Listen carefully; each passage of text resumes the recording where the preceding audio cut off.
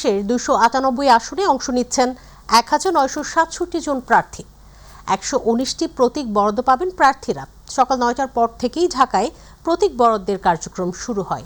নিজ নিজ নির্বাচনী এলাকায় রিটার্নিং কর্মকর্তার কার্যালয় থেকে প্রতীক বরাদ্দ নিতে পারছেন প্রার্থীরা। ঢাকার 20 আসনে লড়ছেন 137 জন প্রার্থী। ঢাকা বিভাগীয় কমিশন কার্যালয়ে ঢাকা 13 ও 15 আসন বাদে 4 থেকে 18টি আসনে মোট 13টি আসনের প্রতীক বরাদ্দ দেওয়া হবে। সকালে প্রতীক বরাদ্দ শুরুর পর প্রথমে দেওয়া হচ্ছে ঢাকা 4 আসনের প্রার্থীদের প্রতীক। এরই মধ্যে ঢাকা 4 আসনের বিএনপি, জামাত ও ইসলামী আন্দোলনের প্রার্থী প্রতীক বরাদ্দ পেয়েছেন। এবারে নির্বাচনে 298টি আসনে মোট 50টি রাজনৈতিক দল অংশ নিচ্ছে।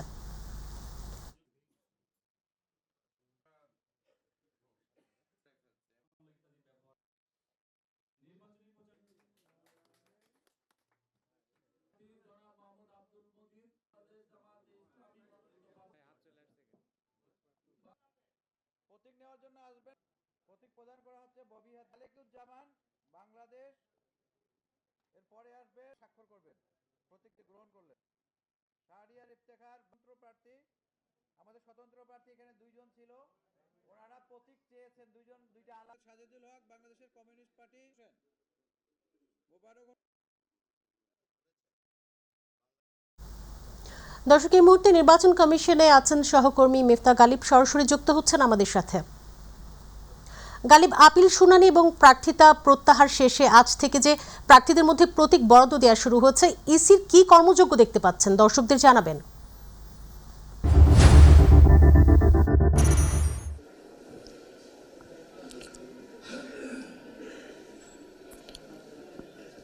ধন্যবাদ বোন। আমরা আছি রাজধানীর আগারগাঁও নির্বাচন কমিশন ভবনে। আপনি জানেন যে আজকে নির্বাচন কমিশন ভবনে আসলে প্রতীক বরাদ্দ চলছে। শুধুমাত্র আসলে নির্বাচন কমিশনের না, ঢাকার 20টি আসনের 3টি ভাগে আসলে নির্বাচন কমিশনের প্রতীক বরাদ্দ হচ্ছে। নির্বাচন কমিশনে ঢাকা 13 এবং ঢাকা 15 প্রতীক বরাদ্দ হয়েছে। এছাড়া বিভাগীয় কমিশনের কার্যালয়, সেখানে আসলে 14টি আসনের আসলে প্রতীক বরাদ্দ হয়েছে এবং ডিসি অফিসে, আঞ্চলিক ডিসি অফিস কার্যালয়ে সেখানে 4টি আসনের আসলে প্রতীক বরাদ্দ হচ্ছে। তো আপনি যেমনটি জানেন যে বিভাগীয় কমিশনের কার্যালয়ে 138 জন প্রার্থীকে আসলে প্রতীক বরাদ্দ দেওয়া হয়। আর এখানে নির্বাচন কমিশন ভবনে ঢাকা 13 এবং ঢাকা 15 আসনের ঢাকা 13তে 9 জন প্রার্থীর প্রতীক বরাদ্দ দেওয়া হয় এবং ঢাকা 15 আসনে 8 জন প্রার্থী, টোটাল 17 জন প্রার্থীর প্রতীক বরাদ্দ দেওয়া হয়। তো মনে আরেকটি বিষয় যদি বলতে চাই যে এখানে আসলে ঢাকা 15-এ জামাতের আমির ডক্টর শফিকুর রহমানের তার পক্ষে ডক্টর মুবারক হোসেন সহ 4 সদস্যের একটি প্রতিনিধি দল আসেন এবং তার প্রতীক বরাদ্দ রিটার্নিং কর্মকর্তা, এছাড়া বিএনপির শফিকুল ইসলাম খান এর প্রতীক বরাদ্দ দেওয়া হয় এবং বিএনপির 13-এর ধানের শীষের প্রার্থী ববি হাজ্জাজের আসলে প্রতীক বরাদ্দ দেওয়া হয়। এছাড়া ববি হাজ্জাজের বিপরীতে 10 দলীয় জোটের প্রার্থী খেলাফত মজলিসের আলম মামুনুল হকের আসলে প্রতীক বরাদ্দ দেওয়া হয়।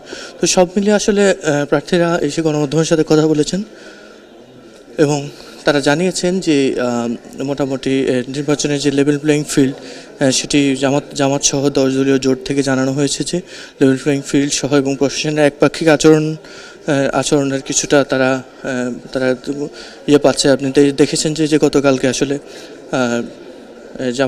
জামাতের আমির ডক্টর শফিকুর রহমানের ঢাকা 13 আসনে, ঢাকা 15 আসনে আসলে মূলত একটি সংঘর্ষ ঘটনা হয়। সেক্ষেত্রে আসলে জামাত জানিয়েছে যে আসলে প্রশাসন তাদের যে একপাক্ষিক আচরণ নিয়ে তারা রিটার্নিং কর্মকর্তার কাছে তারা আসলে অভিযোগ জানিয়েছে। এছাড়া বিএনপি প্রার্থী থেকে জানানো হয় যে না, আসলে তারা এই অভিযোগ প্রত্যাখ্যান করে তারা আসলে মূলত এই ধরনের যে জামাত থেকে তারা আচরণবিধি লঙ্ঘনের অভিযোগ আনেন। তো আসলে পাল্টা অভিযোগের বিষয়টি আসলে আমরা দেখেছি এবং স্বতন্ত্র প্রার্থীরা জানিয়েছেন যে নির্বাচনে যেভাবে লেভেল প্লেইং ফিল্ড থাকার কথা, সেভাবে আসলে এখন পর্যন্ত লেভেল প্লেইং ফিল্ড আশানুরূপ পর্যায়ে উঠেনি। তবে ইসির প্রতি তারা আশ্বাস রাখতে চাচ্ছেন। আশ্বাস রাখার প্রেক্ষিতে তারা জানিয়েছেন যে একটা সুষ্ঠু এবং সুন্দর নির্বাচন হতে পারে এবং চিফ রিটার্নিং কর্মকর্তার যেমনটা আমাদেরকে জানিয়েছেন যে যে নির্বাচনে এইবার প্রত্যেকটি দল মত নির্বিশেষে সবাই ভোট কেন্দ্রে যাবে এবং সুষ্ঠু নির্বাচনের জন্য চিফ রিটার্নিং কর্মকর্তা, পুলিশ, প্রশাসন, আর্মি সহ আইনশৃঙ্খলা বাহিনীর সর্বাত্মক প্রস্তুত। তারা দেশে একটি 17 বছর পর ক্রেডিবল একটি ইলেকশন তারা চায়। তো মূল এই ছিল রাজধানী নির্বাচন কমিশন থেকে সর্বশেষ অবস্থার মূল। গালিব, আপনাকে ধন্যবাদ। দর্শক, নির্বাচন কমিশন থেকে সহকর্মী মিফতা গালিব যুক্ত ছিলেন আমাদের সাথে, ইসির আজকের কর্মযজ্ঞ জানাচ্ছিলেন। এবার ঢাকার বাইরের তথ্য জানবো। রংপুর থেকে প্রতীক বরাদ্দের বিষয়ে জানাতে যুক্ত হচ্ছেন সহকর্মী মাহমুদুল হাসান। মাহমুদুল, ত্রয়োদশ জাতীয় সংসদ নির্বাচনের প্রতীক বরাদ্দের বিষয়ে কি বিস্তারিত তথ্য আছে আপনার হাতে?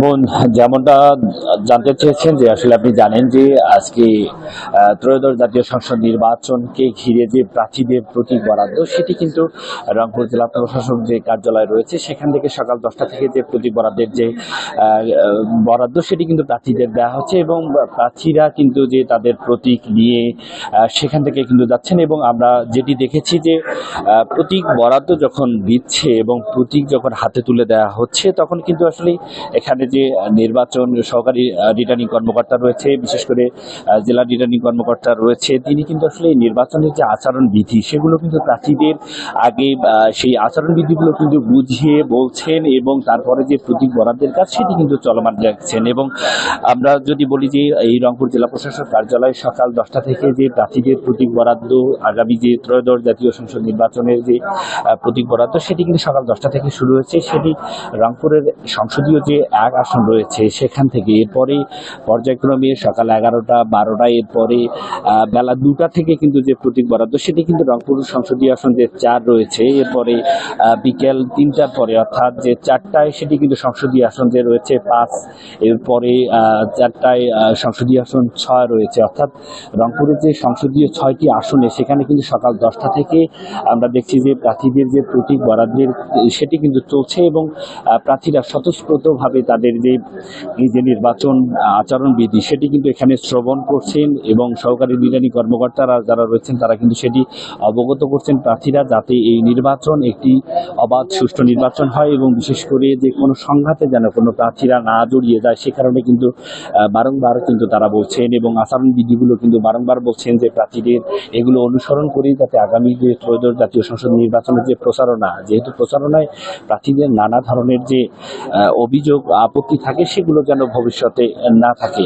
এই জন্য কিন্তু আসলে সহকারী রিটার্নিং কর্মকর্তারা সেটি কিন্তু অবগত করছেন। এবং এই মুহূর্তে আমরা যেটি দেখছি যে রংপুর জেলা প্রশাসক রয়েছেন মোহাম্মদ ইনামুল আহসান, তিনি জেলা প্রশাসকের পাশাপাশি যে রিটার্নিং অফিসার হিসেবে তিনি কিন্তু যে প্রতীক সেটি কিন্তু তুলে দিচ্ছেন। এবং আমরা দেখছি যে কিছুক্ষণ আগে রংপুর সংসদীয় 4 আসনের যে এনসিপির মনোনীত প্রার্থী আক্তার হোসেন তিনি কিন্তু তার যে শাপলাকলি প্রতীক সেটি কিন্তু তিনি গ্রহণ করে সেখান থেকে ত্যাগ করেছেন। এবং এরপরে আমরা যেটি দেখছি যে রংপুর সংসদীয় আসনের বিএনপির মনোনীত প্রার্থী এমদাদুল হক তিনি মানসিক প্রতীক নেবার অপেক্ষায় কিন্তু এখন রয়েছেন।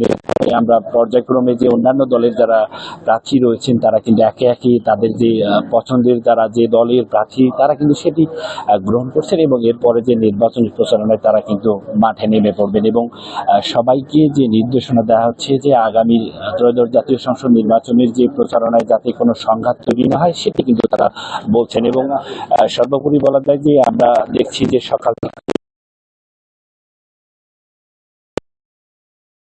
সেটি কিন্তু চলছে এবং প্রার্থীরা তাদের যে নিজ নিজ দলের যে প্রতীক সেটি কিন্তু তারা সংগ্রহ করছেন এবং তারা তাদের নেতাকর্মীদের সাথে নিয়ে হয়তোবা তার যে মাঠের যে নির্বাচনী প্রচারণা সেটি কিন্তু তারা নামবেন। এবং সব মিলে যদি বলি যে রংপুরে কিন্তু যে সংসদীয় 6টি রয়েছে, 6টি সংসদীয় আসন রয়েছে এবং আমরা যেটি দেখছি যে রংপুর সংসদীয় আসনের যে 6টি আসন সেগুলো সংসদীয় আসনগুলো থেকে কিন্তু যে নির্বাচনী যে প্রতীক বিশেষ করে আমরা দেখেছি যে বাংলাদেশ জাতীয়তাবাদী দল বিএনপি, জামাত এবং অন্যান্য খেলাফত মজলিস এবং বিশেষ করে আমরা দেখেছি যে রংপুরের 6টি সংসদীয় আসনে 56 জন মনোনয়ন দাখিল করেছিলেন। এর মধ্যে কিন্তু আমরা দেখেছি যে গতকালকে যেহেতু মনোনয়ন প্রত্যাহার সেই দিন ছিল সেখানে 11 জন মনোনয়নপত্র কিন্তু তারা প্রত্যাহার করে নিয়েছেন। এখন কিন্তু এই নির্বাচনী সংসদীয় 6টি আসনে কিন্তু আমরা যেটি তথ্য নিয়ে দেখেছি সেখানে 45 জন, অর্থাৎ যে 45 জন প্রার্থী কিন্তু তারা তাদের যে নির্বাচনে অংশ নেবেন এবং এরপরে কিন্তু জানা যাবে যে আসলে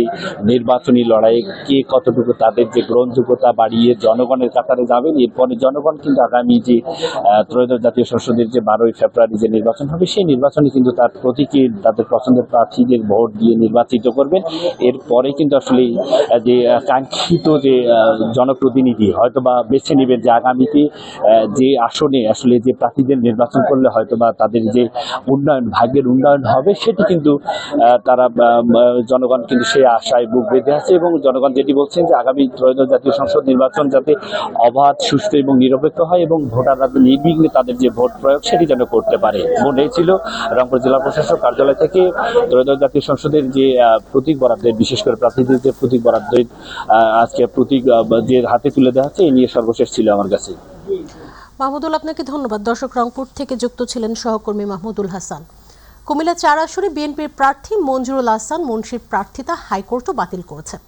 আপাতত নির্বাচনের মাঠে আইনগতভাবে থাকার কোনো সুযোগ নেই। আদেশের বিরুদ্ধে আপিল করার কথা জানিয়েছেন তার আইনজীবী। বুধবার বিচারপতি রাজিক আল জলিলের নেতৃত্বাধীন হাইকোর্টের একটি দ্বৈত বেঞ্চে মঞ্জুরুল আহসান মুন্সির প্রার্থিতা ফিরে পেতে করা রিট খারিজ করে দেন। এর ফলে নির্বাচন কমিশনের বাতিলের সিদ্ধান্ত বহাল থাকলো। মুন্সির আসনে প্রতিদ্বন্দ্বিতা করছেন এনসিপির শীর্ষ নেতা হাসনাত আব্দুল্লাহ। আমাদের মূল বক্তব্য ছিল যে উনি যেই দিন নমিনেশন পেপার জমা দিয়েছেন সেই দিন ওনার 3টা ব্যাংকের লোন ছিল, উনি সেই লোন পরিশোধ না করে এবং ওনার যে হলফনামা সেখানে ওনার লোন আছে সেটা মেনশন না করে উনি বলেছেন ওনার কোনো লোন নাই, পেপার সাবমিট করেছে। তথ্য গোপন করে নমিনেশন পেপার সাবমিট করেছে, প্রতারণামূলক নমিনেশন পেপার সাবমিট করেছে।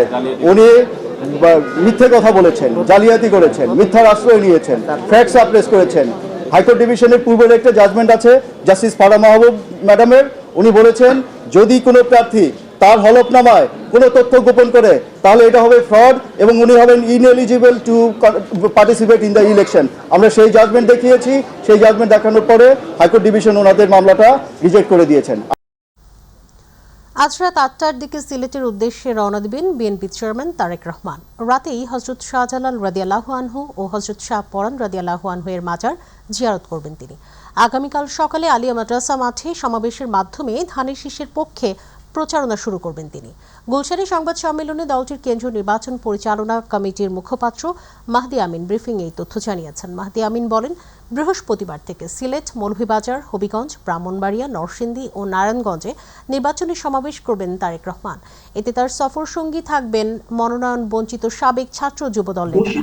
তফসিল মোতাবেক আগামীকাল নির্বাচনী প্রচারণা যেহেতু শুরু হতে যাচ্ছে, বিএনপি চেয়ারম্যান জনাব তারেক রহমান সেটি শুরু করতে যাচ্ছেন সিলেট সফরের মধ্য দিয়ে। আগামীকাল সকালে সিলেট আলিয়া মাদ্রাসা মাঠে নির্বাচনী সমাবেশে যোগদান করবেন। দুপুরবেলা মৌলভীবাজার সদর উপজেলার শেরপুর আইনপুর খেলার মাঠে সমাবেশে যোগদান করবেন। যাত্রাপথে হবিগঞ্জ জেলার শায়েস্তাগঞ্জ উপজেলায় প্রস্তাবিত নতুন উপজেলা পরিষদ মাঠে সমাবেশে যোগ দিবেন। তারপর ব্রাহ্মণবাড়িয়া জেলার সরাইল উপজেলার কুট্টাপাড়া ফুটবল খেলার মাঠে নির্বাচনী সমাবেশে যোগ দিবেন এবং বিকালবেলা কিশোরগঞ্জ জেলার ভৈরব স্টেডিয়ামে নির্বাচনী সমাবেশে যোগদান করবেন। এরপর যাত্রাপথে তিনি নরসিংদীর পৌর এলাকা সংলগ্ন নির্বাচনী সমাবেশ হয়ে নারায়ণগঞ্জ জেলার 2500 রূপগঞ্জ গাউছিয়া এলাকার সমাবেশে যোগদান করবেন। দর্শক, এই মুহূর্তে সিলেটে হযরত শাহজালাল রাদিয়াল্লাহু আনহুর মাজার প্রাঙ্গণে আছেন প্রতিনিধি মৃণাল কান্তি দাস, যুক্ত হচ্ছেন আমাদের সাথে। মৃণাল, অবশেষে নির্বাচনী প্রচারণায় নামছেন তারেক রহমান এবং সেটি সিলেট থেকে। দলীয় প্রধানের আগমন ঘিরে বিএনপির কেমন প্রস্তুতি দেখছেন?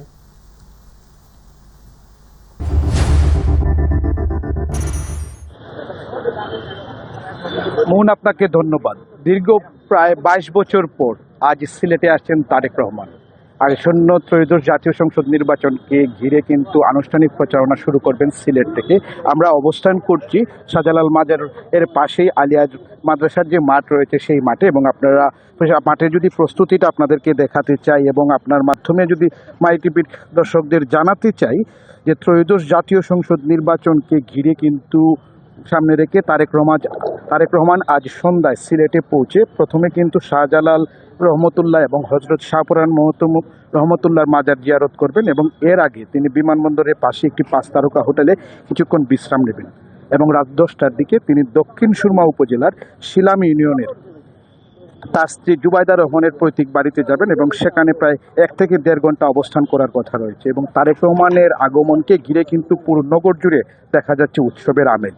সড়কের দুই পাশে শোভা পাচ্ছে ব্যানার, ফেস্টুন এবং দলীয় পতাকা। নেতাকর্মীদের মধ্যে বিরাজ করছে ব্যাপক উদ্দীপনা। আমরা একটু কথা বলতে চাই, এখানে আমরা দেখতে পাচ্ছি বিভিন্ন নেতাকর্মী এসেছেন, একজন ছাত্রদলের নেতা রয়েছেন। আসলে আপনাদের অনুভূতিটা কেমন? আজ দীর্ঘদিন পর নেতা আসছেন। আসলে দীর্ঘ প্রায় 22 বছর পর আমাদের নেতা সিলেটে আসছেন, সিলেটে আগমন হচ্ছে। এ নিয়ে সিলেটের সাধারণ জনগণের মাঝে যে উৎসাহ উদ্দীপনা দেখলাম, ব্যাপক উৎসাহ উদ্দীপনা কাজ করছে। পাশাপাশি আমাদের দলীয় নেতাকর্মীদের মাঝে উৎসাহ উদ্দীপনা কাজ করছে। আপনারা দেখছেন যে 1 সপ্তাহ থেকে যখনই উনি ঘোষণা দিলেন যে সিলেট থেকে রাজনৈতিক জনসভা শুরু করবেন, নির্বাচনী কার্যক্রম শুরু করবেন শাহজালাল মাজার জিয়ারতের মাধ্যমে, তখন থেকে সাধারণ নেতাকর্মীদের মাঝে উৎসাহ উদ্দীপনা কাজ করছে এবং ওনারা সাধারণ জনগণ সহ আমরা নেতাকর্মীরা অধীর আগ্রহে অপেক্ষায় সেই মাহেন্দ্রক্ষণের। ইনশাআল্লাহ আগামীকাল এই মাঠে স্মরণকালের সর্ববৃহৎ জানাজা অতীতের সকল রেকর্ডকে ছাড়িয়ে যাবে।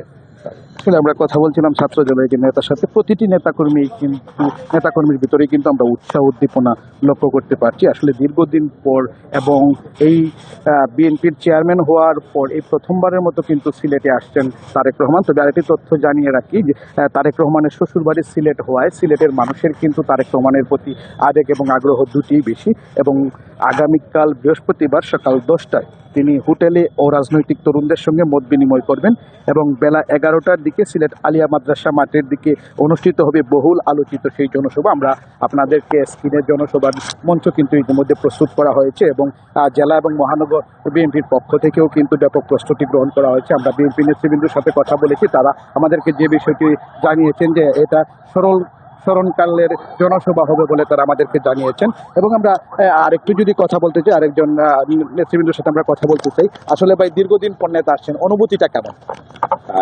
আসলে তো জানেন আমাদের জাতীয়তাবাদী দলের চেয়ারম্যান যিনি তারেক রহমান আগামী দিনের রাষ্ট্রনায়ক হিসেবে আমরা যাকে আখ্যায়িত করি, আরেকটা বিষয় হচ্ছে যে আমাদের সিলেটের দামান হিসাবে এবং সিলেটের দুলাভাই হিসাবে আমরা যাতে আখ্যায়িত করি, উনি যখন সিলেটে আসছেন আসলে আমাদের ভিতরে একটা মনের উচ্ছ্বাস কাজ করছে যে এই দলের কর্মী দীর্ঘ 18-19 বছর থেকে রাজনীতির সাথে সম্পৃক্ত, দলের নেতাকে এখনো সরাসরি দেখা হয় নাই দেশের প্রতিকূলতার কারণে, এবং আমাদের মধ্যে একটা আনন্দ বিরাজ করছে যে আগামীকালকে আমাদের সেই প্রিয় নেতা যার স্লোগান দিয়েই আমরা সবসময় আমাদের যান যৌবন ভরে, যাকে সবসময় আমরা স্মরণ করি মিছিলে, মিটিংয়ে, সভা সমাবেশে, আগামীকালকে হয়তো বা দূরে হলেও কাছে হলেও তাকে সামনাসামনি সরাসরি দেখতে পাবো এবং সেই একটা আনন্দ মুহূর্ত সিলেটবাসী মানে সিলেটের জাতীয়তাবাদী পরিবারের নেতাকর্মীর কাজ করছে একে মনের ভিতরে।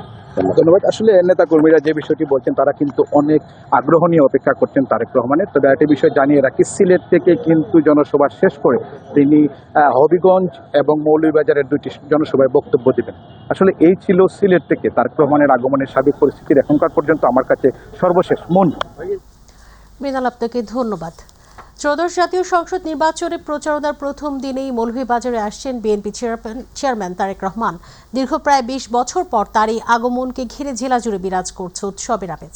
প্রতিনিধি সঞ্জয় কুমার দের তথ্যচিত্রে আতিকুর রহমান তিতাসের রিপোর্ট। ত্রয়োদশ জাতীয় সংসদ নির্বাচনের প্রচারণার প্রথম দিনে মৌলভীবাজার আসছেন বিএনপির চেয়ারম্যান তারেক রহমান। দীর্ঘ প্রায় 2 দশক পর তার এই আগমন ঘিরে জেলা জুড়ে বইছে উৎসাহ উদ্দীপনা। বৃহস্পতিবার সিলেটের আলিয়া মাদ্রাসা মাঠে সমাবেশে যোগ দিয়ে সড়কপথে মৌলভীবাজারের শেরপুরে আইনপুর মাঠে আয়োজিত জনসভায় যোগ দেবেন তারেক রহমান। জনসভাকে ঘিরে ইতোমধ্যেই মাঠে মঞ্চ, প্যান্ডেল নির্মাণ সহ সার্বিক প্রস্তুতির কাজ শেষ পর্যায়ে। জেলা বিএনপি, উপজেলা ও পৌর বিএনপি এবং অঙ্গ সহযোগী সংগঠনের নেতাকর্মীরা দিনরাত প্রস্তুতিতে ব্যস্ত সময় পার করছেন। আমরা খুবই আনন্দিত, আমরা গর্বিত, আমরা ওনার আশায় অপেক্ষায় ছিলাম।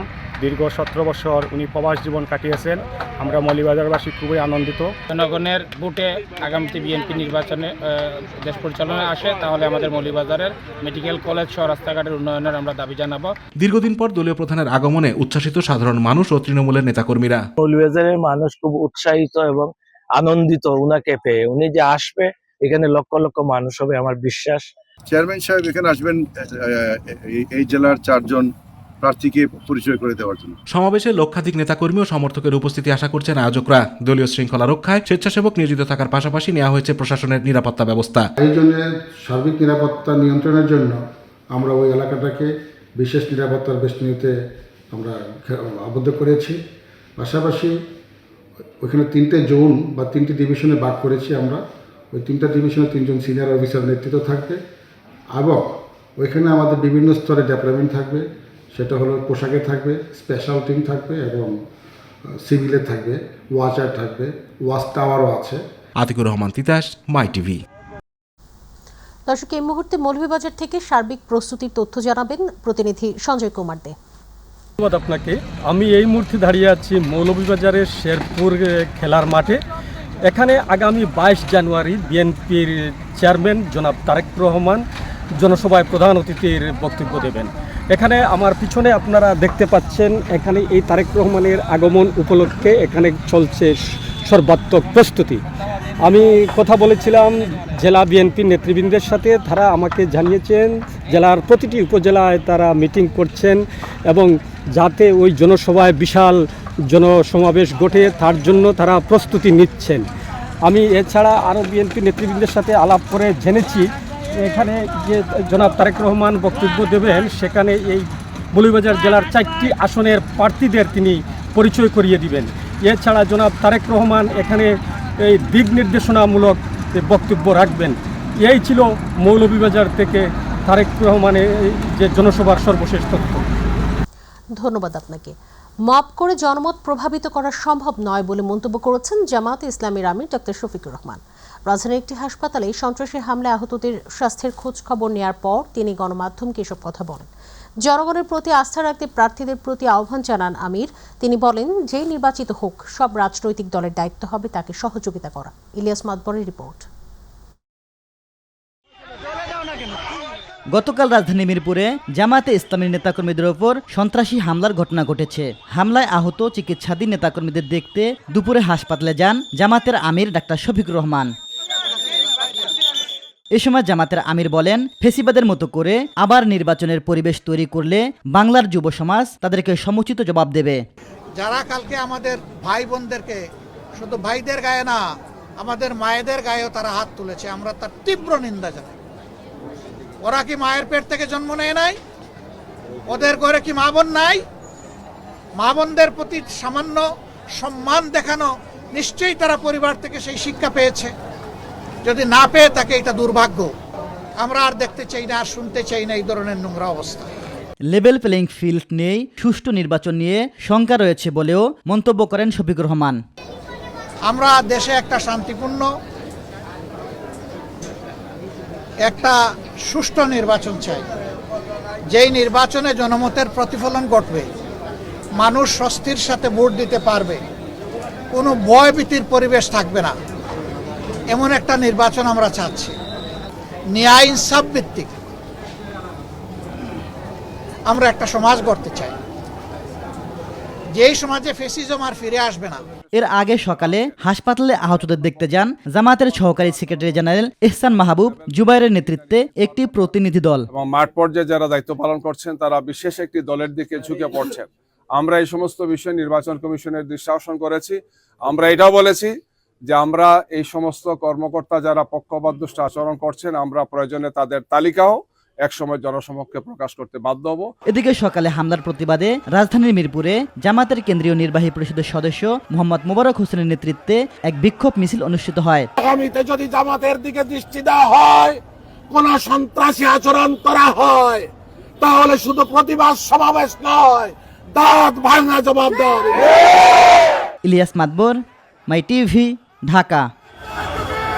ট্রাইব্যুনালে আত্মসমর্পণ করেছেন মানবতা বিরোধী অপরাধের দায়ে মৃত্যুদণ্ডপ্রাপ্ত আসামি আবুল কালাম আজাদ। আজ বুধবার সকালে আন্তর্জাতিক অপরাধ ট্রাইব্যুনালে হাজির হয়ে আত্মসমর্পণ করেন তিনি। আবুল কালাম আজাদকে 2013 সালের 21 জানুয়ারি মৃত্যুদণ্ড দেন আন্তর্জাতিক অপরাধ ট্রাইব্যুনাল। ওই সময় থেকে তিনি পলাতক ছিলেন।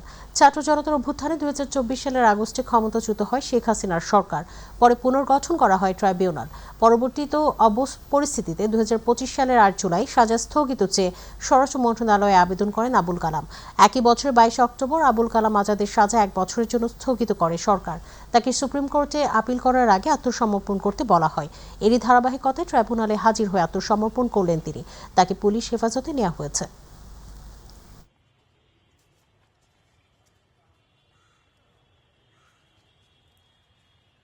আওয়ামী লীগের শাসনামলে টিএফআই সেলে গুম করে নির্যাতনের ঘটনায় মানবতাবিরোধী অপরাধের মামলায় শেখ হাসিনা ও 10 সেনা কর্মকর্তা সহ 17 আসামির বিরুদ্ধে সূচনা বক্তব্য উপস্থাপন ও সাক্ষ্য গ্রহণ আজ বিচারপতি মোহাম্মদ গোলাম মর্তুজা মজুমদারের নেতৃত্বাধীন 3 সদস্যের আন্তর্জাতিক অপরাধ ট্রাইব্যুনাল 1-এ এই কার্যক্রম অনুষ্ঠিত হবে।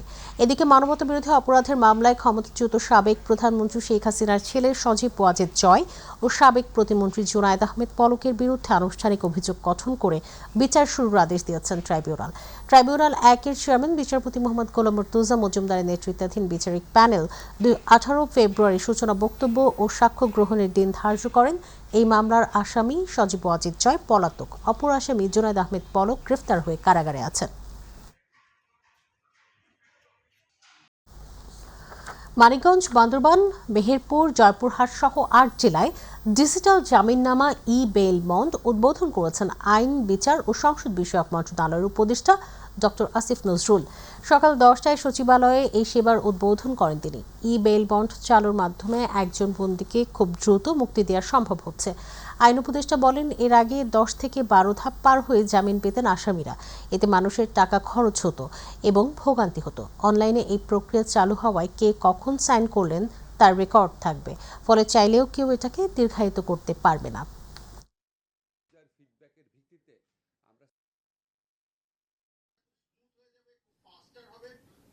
আমরা অনলাইন বেল বন্ডের পাশাপাশি আরও কিছু ডিজিটালাইজেশনের ব্যবস্থা সম্পূর্ণ করেছি। যেমন আমরা বাংলাদেশের ইতিহাসে প্রথমবারের মতো family court, paperless family court চালু করেছি 24 নভেম্বর 2025 তারিখে ঢাকায় এবং 30 নভেম্বর চট্টগ্রামে পারিবারিক বিরোধ নিষ্পত্তিতে ফ্যামিলি কোর্ট চালু হয়েছে। ঘরে বসে বিচার প্রার্থী, আইনজীবী, বিচারকরা তাদের অ্যাকাউন্টের মাধ্যমে মামলা দায়েরও করতে পারছেন, মামলা পরিচালনা করতে পারছেন। বুঝতেই পারছেন, এতে মামলা নিষ্পত্তি দ্রুততর হচ্ছে, দুর্নীতি এবং ভোগান্তির সুযোগ বন্ধ হচ্ছে। কিন্তু যখন আপনার এই যুগান্তকারী কাজটা সম্পন্ন হবে, তখন জমি জমা সংক্রান্ত মামলা এবং জমি জমা সংক্রান্ত মামলা থেকে অনেক ফৌজদারি মামলা হয়, সেই মামলার প্রকোপ বহুলাংশে কমে যাবে। এই কাজটা অলরেডি শুরু হয়েছে। ঢালিউডের সোনালী দিনের দাপুটে নায়ক ও কালজয়ী নৃত্যশিল্পী ইলিয়াস জাভেদ আর নেই। দীর্ঘদিন ক্যান্সারের সঙ্গে যুদ্ধ করে 82 বছর বয়সে না ফেরার দেশে পাড়ি জমিয়েছেন তিনি। ইন্না লিল্লাহি ওয়া ইন্না ইলাইহি রাজিউন। 1944 সালে ব্রিটিশ ভারতের পেশোয়ারে জন্মগ্রহণ করেন এই গুণী অভিনেতা। পরবর্তীতে সপরিবারে পাঞ্জাবে চলে এলেও নিয়তি তাকে টেনে আনে ঢাকার চলচ্চিত্র অঙ্গনে। 1964 সালে উর্দু সিনেমা নই জিন্দেগির মাধ্যমে নায়ক হিসেবে রূপালী পর্দায় অভিষেক ঘটে তার। তবে তার ভাগ্যের চাকা ঘুরে যায় 1966 সালে পায়েল সিনেমার মাধ্যমে। এরপর আর পেছনে ফিরে তাকাতে হয়নি তাকে। একের পর এক ব্যবসায় সফল সিনেমা দিয়ে দর্শকদের হৃদয়ে ডান্সিং হিরো হিসেবে স্থায়ী আসন করে নেন তিনি। তার প্রয়াণে বাংলা চলচ্চিত্রে একটি অধ্যায়ের সমাপ্তি ঘটল। দীর্ঘদিন ক্যান্সারে আক্রান্ত হয়ে নিভৃতে চিকিৎসা দিচ্ছিলেন এই গুণী শিল্পী।